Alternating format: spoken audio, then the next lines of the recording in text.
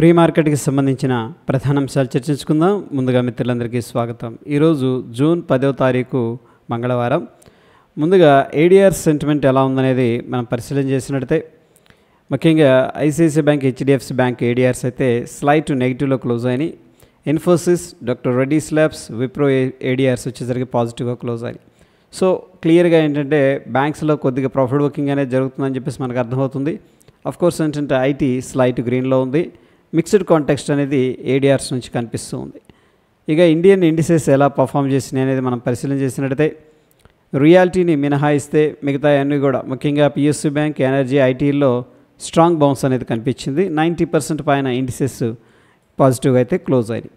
గ్లోబల్గా markets ఎలా ఉన్నాయి అనేది పరిశీలన చేసినట్టయితే రష్యా టాప్ లూజర్గా ఉండగా S&P 500 విక్స్ అయితే కూల్ ఆఫ్ అయింది. యూరప్ కానీ, చైనా కానీ, జర్మన్ కానీ ప్రస్తుతానికి స్లైట్ నెగిటివ్గా ట్రేడ్ అవుతూ ఉండగా లండన్, యుఎస్ మార్కెట్స్ పాజిటివ్గానే ఉన్నాయి. France, Asia market, Japan, Hong Kong and South Korea గ్రీన్లో ట్రేడ్ అవుతున్నాయి. అగైన్ గ్లోబల్గా మనం అబ్జర్వ్ చేసినట్టయితే మిక్స్డ్ కాంటెక్స్ట్ అనేది కనిపిస్తూ ఉంది. అంత అగ్రెసివ్ బుల్లిష్నెస్ కానీ అగ్రెసివ్ బేరిష్నెస్ కానీ గ్లోబల్గా లేదని చెప్పేసి సింపుల్గా చెప్పుకోవచ్చు. యూఎస్కి సంబంధించిన టాప్ 30 కంపెనీస్ ఏ విధంగా క్లోజ్ అయినాయి అనేది మనం పరిశీలన చేసినట్టయితే ట్రావెలర్స్, నైకే, యాపిల్, వీసా అనేది టాప్ లూజర్స్ లిస్ట్లో ఉండగా టాప్ గెయినర్స్లో బోయింగ్, డవ్, ఇంటెల్, Amazon.com అనేది కనిపిస్తూ ఉంది. మొత్తం మీద యూఎస్కి సంబంధించిన టాప్ 30 కంపెనీస్ 50% గ్రీన్లో ఉండగా ఆల్మోస్ట్ 50% ఏంటంటే నెగిటివ్లో అయితే క్లోజ్ అయినాయి. గ్లోబల్గా ఎకనామిక్ క్యాలెండర్ అనేది పరిశీలన చేసినట్టయితే నిన్నటి రోజున జపాన్కి సంబంధించిన జీడిపి డేటా అనేది రావడం జరిగింది. ఇది ఆల్మోస్ట్ ఫ్లాట్గా ఉంది. ఇక ఈరోజు అయితే ఎటువంటి ఈవెంట్స్ అనేది కనిపించట్లేదు. ఇక ఇండియాకి సంబంధించిన ఎకనామిక్ క్యాలెండర్ అనేది పరిశీలన చేసినట్టయితే నిన్నటి రోజున కానీ ఈ రోజున కానీ ఎటువంటి ఈవెంట్స్ అయితే కనిపించట్లేదు. ఇక యుఎస్ స్టాక్ ఫీచర్స్ అనేది ఫ్లాట్గా ట్రేడ్ అయినాయి. ఎందుకంటే చైనా ట్రేడ్ టాక్స్ అనేది జరుగుతూ ఉన్నాయి. ఇన్ఫ్లేషన్ డేటాని దృష్టిలో పెట్టుకొని యుఎస్ మార్కెట్స్లో ఏంటంటే ఓ ఫ్లాట్ క్లోజ్ అనేది జరిగింది. ఇక రిజల్ట్స్ అనేది ఫ్యూచర్ అండ్ ఆప్షన్స్ నుంచి ఏ ఒక్క స్టాక్ కూడా ఇవ్వట్లేదు. ఫ్యూచర్ అండ్ ఆప్షన్స్లో స్టాక్స్ ముఖ్యంగా టిటాగర్, ఏబిఎఫ్ ఫెరల్, చంబల్ ఫర్టిలైజర్స్, హిందుస్థాన్ కాపర్ అనేది బ్యాన్ లిస్ట్లోకి వెళ్ళిపోయింది. ప్రీవియస్గా బ్యాన్ లిస్ట్లో ఉన్న మణప్పురం అనేది బ్యాన్ లిస్ట్లో నుంచి బయటకు రావడం అనేది జరిగింది. సో ప్రాబబ్లీ సిడిఎస్ఎల్, ఐఆర్ఈడిఏ కూడా బ్యాన్ లిస్ట్లోకి వెళ్ళడానికి అయితే పాసిబిలిటీస్ కనిపిస్తూ ఉన్నాయి. ఎనీహౌ ఇక్కడ బ్యాన్ లిస్ట్లో ఉన్న స్టాక్స్ మనం ఫీచర్స్ అండ్ ఆప్షన్స్లో ట్రేడ్ చేయకూడదు. క్యాష్ మార్కెట్లో బై అండ్ సెల్ అనేది చేసుకోవచ్చు. నిఫ్టీ హీట్ మ్యాప్ అనేది పరిశీలన చేసినట్టయితే Kotak bank, Trent, Bajaj finance, Axis bank అనేది టాప్ గెయినర్స్లో ఉండగా ICICI bank, Titan, Mahindra and Mahindra top losers లిస్ట్లోకి వెళ్ళిపోయినాయి. ఇక ఫ్యూచర్ అండ్ ఆప్షన్స్లో price and open interest interpretation అనేది మనం తీసుకున్నట్టయితే లాంగ్ సైడ్ 68%, షార్ట్ సైడ్ 70% అప్రాక్సిమేట్గా కనిపిస్తుంది. మొత్తం మీద స్టిల్ కొద్దిగా బుల్లిష్ సెంటిమెంట్తో పార్టిసిపెంట్స్ ఉన్నారా అని చెప్పేసి డేటా చెప్తుంది. ఇక నిఫ్టీ ఫ్యూచర్ చార్ట్ అనేది పరిశీలన చేసినట్టయితే ప్రస్తుతానికి ఏంటంటే మనకి ఇక్కడ రెడ్లో క్లోజ్ అయింది. But anyhow based on the price and open interest interpretation అనేది మనం తీసుకున్నట్టయితే లాంగ్ బిల్డప్ అనేది అడ్వైజ్ చేస్తుంది. యాక్చువల్గా ఏంటంటే ఎప్పుడైనా సరే ఇది గ్రీన్లో ఉండాలి. బట్ క్లోజింగ్ బేసిస్లో ఏంటంటే అంటే ప్రీవియస్గా ఏదైతే క్లోజింగ్ ఉందో ఆ క్లోజింగ్ కంటే పైన క్లోజ్ అయింది కాబట్టి దాన్ని గ్రీన్లో కన్సిడర్ చేసుకోవడం అనేది జరిగింది ప్రాబ్లీ. సో సింపుల్గా ఏంటంటే ప్రైస్ రైజ్ అయింది, ఓపెన్ ఇంట్రెస్ట్ అనేది రైజ్ అయింది కాబట్టి దీన్ని లాంగ్ బిల్డప్గా మనకు చూపిస్తూ ఉంది. ఇక individual stocks IFL, Bandhan bank, MCX, IREDA, Oracle financial services వీటిల్లో సిగ్నిఫికెంట్గా లాంగ్ బిల్డప్ అనేది జరుగుతూ ఉంది.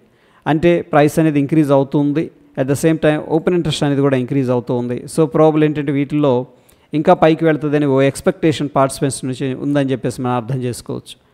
Bharat forge, Kotak bank, Indian bank, Tata tech, ఏటీజీఎల్లో సిగ్నిఫికెంట్గా షార్ట్ కవరింగ్ అనేది జరుగుతుంది. అంటే ప్రీవియస్గా ఎవరైతే షార్ట్ చేశారో వాళ్ళందరూ కూడా రికవరీ చేశారని చెప్పేసి మనం అర్థం చేసుకోవచ్చు.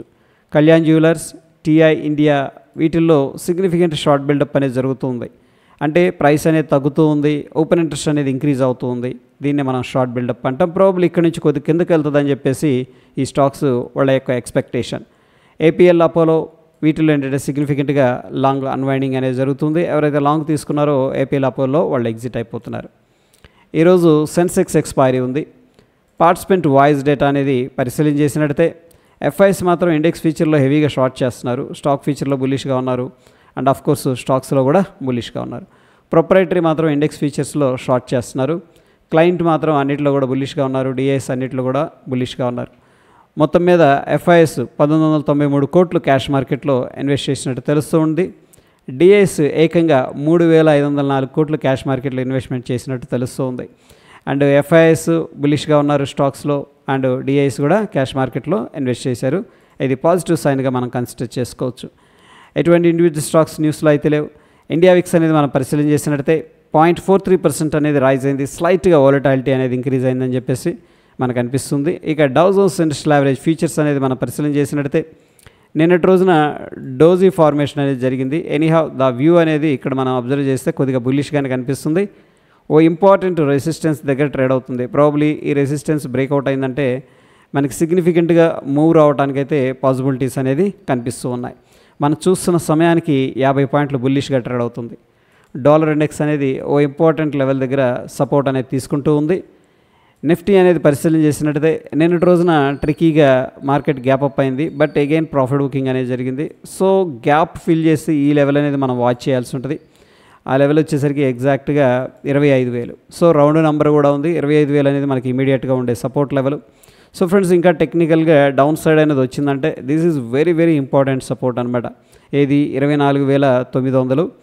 ఒకవేళ మార్కెట్ అనేది వీక్ అయ్యింది లేదా ప్రాఫిట్ బుకింగ్ అనేది కంటిన్యూ అయిందంటే 24,900 వెరీ ఇంపార్టెంట్. ఇమీడియట్గా 25,116 అనేది మనకి రెసిస్టెన్స్. ఈ లెవెల్ అనేది బ్రేక్అవుట్ అయిందంటే 25,333 ఇమీడియట్గా మనకు అప్సైడ్ టార్గెట్. ఆ లెవెల్ కూడా బ్రేక్అవుట్ అయిందంటే 25,639 అనేది అప్సైడ్ ఉన్న మంచి టార్గెట్ అనమాట.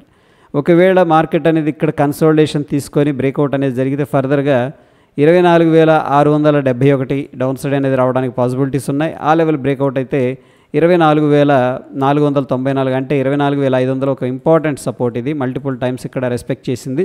ఈ లెవెల్ అనేది మనం వాచ్ చేయాల్సి ఉంటుంది. ఎనీహౌ ప్రస్తుతానికైతే ఈ లెవెల్ అనేది very important. 24,900 down side, at the same time 25,116 అనేది అప్ సైడ్ ఒక ఇంపార్టెంట్ లెవెల్. బ్యాంక్ నిఫ్టీ విషయానికి వచ్చేసరికి ప్రస్తుతానికి మనకి మంచి గ్యాప్ అప్ అయింది. ఆల్ టైమ్ హైలో ట్రేడ్ అవుతుంది. అగైన్ మనం అనుకున్నట్టు గ్యాప్ అప్ అనేది ఫిల్ చేసింది అనుకోండి గ్యాప్. సో ప్రాబబ్లీ 56,578 అనేది మనం వాచ్ చేయాలి. ఒకవేళ ఇక్కడ స్టేబుల్ అయిందంటే నెక్స్ట్ మనకి 56,925, దాని తర్వాత 57,750 అనేది అప్సైడ్ టార్గెట్ అనమాట. ఒకవేళ మార్కెట్ ఈ లెవెల్ అనేది బ్రేక్అవుట్ చేసిందంటే 56,100 అనేది డౌన్ సైడ్ ఇంపార్టెంట్ సపోర్ట్ లాగా ఉండే అవకాశం ఉంది. సెన్సెక్స్ విషయానికి వచ్చేసరికి ప్రీవియస్గా రెసిస్టెన్స్ దగ్గర కొద్దిగా ఉంది. అగైన్ సేమ్ అనమాట. ఇక్కడ గ్యాప్ ఫిల్ చేసిందంటే రెసిస్టెన్స్ 82,718, దాని తర్వాత 83,773. ఈ లెవెల్ అనేది బ్రేక్అవుట్ జరిగిందంటే కూడా 81,140 అనేది ఇంపార్టెంట్ సపోర్ట్గా ఉండే అవకాశం ఉంది. గిఫ్ట్ నిఫ్టీ విషయానికి వచ్చేసరికి సో ప్రీవియస్గా ఇక్కడ క్లోజ్ అయింది, దాని తర్వాత గ్యాప్ అప్ అయింది, మళ్ళీ నిన్న ప్రాఫిట్ బుకింగ్ జరిగింది. అగైన్ మళ్ళీ స్మాల్ గ్యాప్ అప్ అనేది జరిగింది. చూడండి ఇక్కడ నుంచి ఇక్కడికి మనం చూస్తున్న సమయానికి 50 పాయింట్ల పైన పాజిటివ్ అయితే ట్రేడ్ అవుతుంది గిఫ్ట్ నిఫ్టీ ఫ్యూచర్. ఇక నంబర్ అనేది మనం తీసుకున్నట్టయితే 25,235 దగ్గర గిఫ్ట్ నిఫ్టీ ఫ్యూచర్ అనేది ట్రేడ్ అవుతూ ఉండగా మన నిఫ్టీ ఫ్యూచర్ ఏమో 25,180 దగ్గర క్లోజ్ అయింది అప్రాక్సిమేట్గా. సో ఫ్రెండ్స్, మనకి స్టిల్ ఒక 55 పాయింట్లు అయితే పాజిటివ్గా కనిపిస్తుంది. Based on the gift Nifty future మనం ఏంటంటే ఓ స్మాల్ గ్యాప్ అప్ అనేది ఎక్స్పెక్ట్ అయితే చేసుకోవచ్చు. ఇక గోల్డ్ విషయానికి వచ్చేసరికి గోల్డ్ అయితే ప్రస్తుతానికి కొద్దిగా వీక్గా ట్రేడ్ అవుతుంది. నిన్న ఈ ట్రెండ్ లైన్ అనేది మనం డ్రా చేసుకున్నాం. సో మంచి స్ట్రక్చర్ బ్రేక్ డౌన్ జరిగింది. దాని తర్వాత మళ్ళీ పైకి వెళ్ళి రీటెస్ట్ చేసి అక్కడ నుంచి కూడా కిందకి వెళుతూ ఉంది. అండ్ యుఎస్ ఆయిల్ అనేది మంచి కన్సోలిడేషన్ ఏదైతే లెవెల్ ఉందో ఈ లెవెల్ అనేది బ్రేక్అవుట్ అయింది చక్కగా. నిన్నటి రోజున ఇక్కడ ఉన్నాం, దాని తర్వాత అక్కడ నుంచి కూడా పైకి వెళ్తుందని ఎక్స్పెక్ట్ చేశాం. ఎనీహౌ డైలీ టైం ఫ్రేమ్లో ఇంపార్టెంట్ లెవెల్ అయితే $66 దగ్గర కనిపిస్తూ ఉంది. న్యాచురల్ గ్యాస్ అయితే ప్రస్తుతానికి ఒక టైట్ కన్సోలిడేషన్లో ట్రేడ్ అవుతూ ఉంది. ఇక బిట్ కాయిన్ అయితే మనకి ఒక కన్సోలిడేషన్ జోన్ అనేది ఇక్కడ బ్రేక్అవుట్ అయింది. అక్కడ నుంచి కూడా సిగ్నిఫికెంట్ పైకి వెళ్ళింది. ఓ ఇంపార్టెంట్ రెసిస్టెన్స్ దగ్గర ప్రాఫిట్ బుకింగ్ అనేది జరుగుతుంది. సో కొద్దిగా పుల్ బ్యాక్ జరిగి మళ్ళీ బ్రేక్అవుట్ అయిందంటే మనకి ఈ యొక్క హై అనేది బ్రేక్అవుట్ అవడానికి ఆస్కారం ఉంటుంది. టెక్నికల్గా సమరీ ఏంటి అనేది మనం తీసుకున్నట్టయితే బ్యాంక్ నిఫ్టీలో based on the oscillators and indicators daily time ఫ్రేమ్లో స్ట్రాంగ్ బై అనేది అడ్వైస్ చేస్తుంది. లోవర్ టైం ఫ్రేమ్లో కొద్దిగా side ways to bearish activity అనేది చూపిస్తూ ఉంది. నిఫ్టీ 50 విషయానికి వచ్చేసరికి డైలీలో స్ట్రాంగ్ బై ఉంది. అఫ్కోర్స్ లోవర్ టైం ఫ్రేమ్లో కూడా స్ట్రాంగ్ బై అనేది చూపిస్తూ ఉంది. సో మొత్తం మీద మనం అబ్జర్వ్ చేసినట్టయితే గ్లోబల్గా మార్కెట్స్ అయితే కొద్దిగా సైడ్ వేస్ యాక్టివిటీ చూపిస్తూ ఉన్నాయి.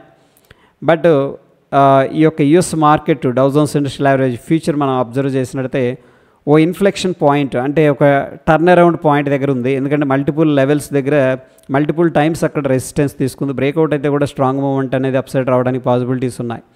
ఇక ఏడిఆర్స్ అనేది మనం తీసుకున్నట్టయితే బ్యాంక్స్లో కొద్దిగా ప్రాఫిట్ బుకింగ్ అనేది కనిపిస్తుంది, అంటే నెగిటివ్గా ఉన్నాయి యాక్చువల్గా టు బీ ఫ్రాంక్గా. అండ్ ఈ యొక్క డాక్టర్ రెడ్డీస్ ల్యాబ్స్ కానీ మన ఇన్ఫోసిస్, విప్రో ఈ యొక్క ఏడిఆర్స్ స్లైట్ గ్రీన్లో ఉన్నాయి. అగైన్ ఏడిఆర్స్ నుంచి మిక్స్డ్ కాంటెక్స్ట్ అనేది కనిపిస్తూ ఉంది. సో ఇక ప్రైస్ యాక్షన్ ఏం చెప్తుందంటే నిన్నటి రోజున గ్యాప్ అప్ అయింది, చాలామంది ప్రాఫిట్ బుకింగ్ అయితే చేసుకున్నారు.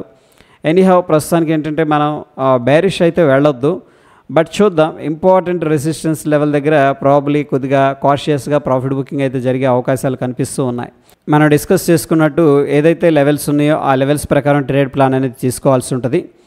సో ఇది ఫ్రెండ్స్ ప్రీ మార్కెట్కి సంబంధించిన అప్డేట్స్. వీడియో ఇన్ఫర్మేటివ్గా ఉంటే తప్పకుండా లైక్ చేసి మీ యొక్క సపోర్ట్ అనేది తెలియజేయండి. కొత్త వాళ్ళు చూస్తూ సబ్స్క్రైబ్ చేసుకోకపోతే తప్పకుండా సబ్స్క్రైబ్ చేసుకోండి. మరొక ఇంట్రెస్టింగ్ ఎపిసోడ్ మళ్ళీ కలుసుకుందాం. Stay tune. ధన్యవాదాలు.